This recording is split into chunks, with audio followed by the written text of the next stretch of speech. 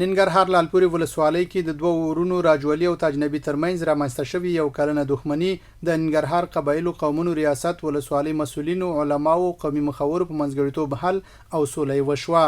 د ننګرهار قبایلو قومونو سرحدونو چارو رئیس وایي په دغه دښمنۍ کې یو کس وژل شوی و. دغه روغه جوړه چې لالپورې ولسوالۍ کې وشوه موږ تاسو خپل شاهدان یو د دې یو کال کېږي دغه روغه جوړه چې راجولي او تاجولي چې دواړه سره خپل رونه یو کس قتل شو او تقریبا یو کال کېږي چې دا مسله من سره غلې و. نن الحمدلله موږ تاسو حضور کې دغه مسله حل او فصل شو. دواړو جانبینو یو بل ته عفو وکړه او ژمنه یې وکړه چې د پخوا په څیر به د ورورۍ په فضا کې خپل ژوند تیروي. زما د ورور سره مشکل راغلی او زما زوی پکې وفات شوی. زما د ورور ته بخښنه ده. موږ دا غواړو چې ښه ښایسته وخت تېر کړو، ښه ښایسته ژوند تېر کړو. د ورورولۍ غوندې زما د نورو خلکو ته هم دغه خواست دی چې څومره دښمنان دي الله دې په دوستۍ بدلې کړي. الله یې تاسو بس عزتمن لري. په دښمني چې دا ښه شی نه دی. او زه د امارت مشرانو نه او د خپل سپین ږیرو د تره زامنو ایزان نه زه ډېره شکریه ادا کوم ستاسو نه.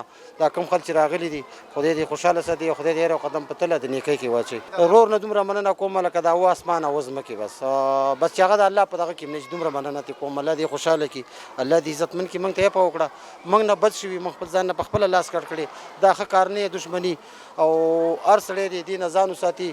د لالپورې ولسوالۍ یو دیني عالم چې په دغه سوله کې هڅې کړي وایي د قبایلو چارو د ریاست او د هغوی د هماهنګۍ امریت نه ډېره زیاته مننه کوم. دا شان د لالپورې ولسوالۍ خپل ولسوال او د لالپورې ولسوالۍ قدرمندو مشرانو علما کرامو د دې ټول نه ډېره مننه کوم چې په دغه ډېرې هڅې وښودلې. خپلې هڅې او کوششونو په سلسله کې راجولي ورور عفو ته تیار کړ او دغه عفو ترسره شوه.